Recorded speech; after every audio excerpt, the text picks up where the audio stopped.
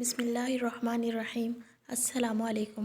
آپ صلی اللہ علیہ وآلہ وسلم نے فرمایا، جس شخص میں یہ 3 باتیں ہوں گی وہ ایمان کا مزہ پا لے گا۔ ایک یہ کہ وہ شخص جسے اللہ اور اس کا رسول اس کے ماں سوا سے زیادہ عزیز ہوں، اور دوسرا یہ کہ جو کسی بندے سے محض اللہ ہی کے لیے محبت کرے، اور تیسری بات یہ کہ جسے اللہ نے کفر سے نجات دی ہو، پھر دوبارہ کفر اختیار کرنے کو وہ ایسا برا سمجھے جیسے آگ میں گر جانے کو برا جانا چاہتا ہے۔ آپ صلی اللہ علیہ وآلہ وسلم نے فرمایا، جب جنتی جنت اور دوزخی دوزخ میں داخل ہو جائیں گے، اللہ پاک فرمائے گا جس کے دل میں رائی کے دانے کے برابر بھی ایمان ہو، اس کو بھی دوزخ سے نکال لو۔ تب ایسے لوگ دوزخ سے نکال لیے جائیں گے اور وہ جل کر کوئلے کی طرح سیاہ ہو چکے ہوں گے، پھر زندگی کی نہر میں یا بارش کے پانی میں ڈالے جائیں گے۔ یہاں راوی کو شک ہو گیا کہ اوپر کی راوی نے کون سا لفظ استعمال کیا ہے۔ اس وقت وہ دانے کی طرح اگائیں گے جس طرح ندی کے کنارے دانے اگاتے ہیں۔ کیا تم نے نہیں دیکھا کہ دانہ زردی مائل پیچ در پیچ نکلتا ہے؟ وہیب نے کہا کہ ہم سے عمروں نے حیا کی بجائے حیاتا اور خردل من ایمان کے بجائے خردل من خیر کا لفظ استعمال کیا۔ آپ صلی اللہ علیہ وسلم نے فرمایا کہ میں ایک وقت سو رہا تھا، میں نے خواب میں دیکھا کہ لوگ میرے سامنے پیش کیے جا رہے ہیں اور وہ کرتے پہنے ہوئے ہیں، کسی کا کرتا سینے تک ہے اور کسی کا اس سے نیچے۔ پھر میرے سامنے عمر بن خطاب لائے گئے، ان کے بدن پر جو کرتا تھا اسے وہ گھسیٹ رہے تھے، یعنی ان کا کرتا زمین تک تھا۔ صحابہ نے پوچھا، یا رسول اللہ اس کا کیا تعبیر ہے؟ آپ نے فرمایا، مراد دین ہے۔ ایک دفعہ رسول پاک ایک انصاری شخص کے پاس سے گزرے، اس حال میں کہ وہ اپنے بھائی سے کہہ رہے تھے کہ تم اتنی شرم کیوں کرتے ہو؟ آپ نے اس انصاری سے فرمایا کہ اس کو اس کے حال پر رہنے دو، کیونکہ حیا بھی ایمان کا ایک حصہ ہے۔ آپ صلی اللہ علیہ وآلہ وسلم نے فرمایا، مجھے اللہ کی طرف سے حکم دیا گیا کہ لوگوں سے جنگ کروں اس وقت تک کہ وہ اس بات کا اقرار کر لیں کہ اللہ کے سوا کوئی معبود نہیں، اور یہ کہ محمد اللہ کے سچے رسول ہیں، اور نماز ادا کرنے لگیں اور زکوٰۃ دیں۔ جس وقت وہ یہ کرنے لگیں گے تو مجھ سے اپنے جان و مال کو محفوظ کر لیں گے، سوائے اسلام کے حق کے ان کا حساب اللہ کے ذمے ہے۔ رسول اللہ سے دریافت کیا گیا کہ کون سا عمل سب سے افضل ہے؟ آپ صلی اللہ علیہ وآلہ وسلم نے فرمایا، اللہ اور اس کے رسول پر ایمان لانا۔ کہا گیا، اس کے بعد کون سا؟ آپ نے فرمایا کہ اللہ کی راہ میں جہاد کرنا۔ کہا گیا، پھر کیا ہے؟ آپ نے فرمایا، حج مبرور۔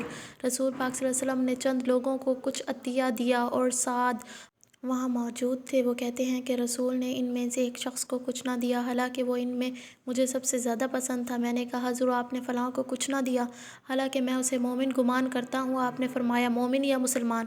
میں تھوڑی دیر چپ رہ کر پھر پہلی بات دہرانے لگا، حضور نے بھی وہی جواب دیا۔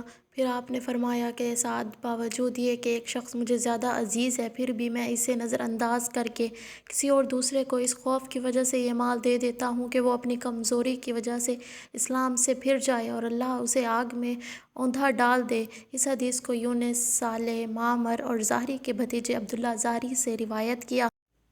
ایک آدمی نے رسول اللہ سے پوچھا، کون سا اسلام بہتر ہے؟ آپ نے فرمایا کہ تو کھانا کھلائے اور ہر شخص کو سلام کرے، خواہ اس کو تو جانتا ہو یا نہ جانتا ہو۔ ان حضرت نے فرمایا، مجھے دوزخ دکھلائی گئی تو اس میں زیادہ تر عورتیں تھیں جو کفر کرتی تھیں۔ کہا گیا، حضور کیا وہ اللہ کے ساتھ کفر کرتی تھی؟ آپ نے فرمایا کہ خاوند کی ناشکری کرتی ہیں اور احسان کی ناشکری کرتی ہیں۔ اگر تم عمر بھر بھی ان میں سے کسی کے ساتھ احسان کرتے رہو، پھر تمہاری طرف سے کبھی کوئی ان کے خیال میں ناگواری کی بات ہو جائے تو فوراً کہہ اٹھیں گی کہ میں نے کبھی بھی تجھ سے کوئی بھلائی نہیں دیکھی۔ میں اس شخص یعنی حضرت علی کی مدد کرنے کو چلا، راستے میں مجھ کو ابو بکر ملے۔ پوچھا، کہاں جاتے ہو؟ میں نے کہا، اس شخص یعنی حضرت علی کی مدد کرنے کو جاتا ہوں۔ ابو بکر نے کہا، اپنے گھر کو لوٹ جاؤ، میں نے ان حضرت سے سنا ہے آپ فرماتے تھے جب 2 مسلمان اپنی اپنی تلواریں لے کر بڑھ جائیں تو قاتل اور مقتول دونوں دوزخی ہیں۔ میں نے عرض کیا، یا رسول اللہ، قاتل تو خیر دوزخی ہونے چاہئیں، مقتول کیوں؟ فرمایا، وہ بھی اپنے ساتھی کو مار ڈالنے کی حرص رکھتا تھا، موقع پاتے تو وہ اسے ضرور قتل کر دیتا، دل کے عزم صمیم پر وہ دوزخی ہوا۔ میں ابو ذر سے ربضہ میں ملا، وہ ایک جوڑا پہنے ہوئے تھے اور ان کا غلام بھی جوڑا پہنے ہوئے تھا۔ میں نے اس کا سبب دریافت کیا تو کہنے لگے کہ میں نے ایک شخص یعنی غلام کو برا بھلا کہا تھا اور اس کی ماں کی غیرت دلائی، تو رسول نے یہ معلوم کر کے مجھ سے فرمایا، اے ابو ذر، تو نے اسے ماں کے نام سے غیرت دلائی ہے، بے شک تجھ میں ابھی کچھ زمانہ جاہلیت کا اثر باقی ہے۔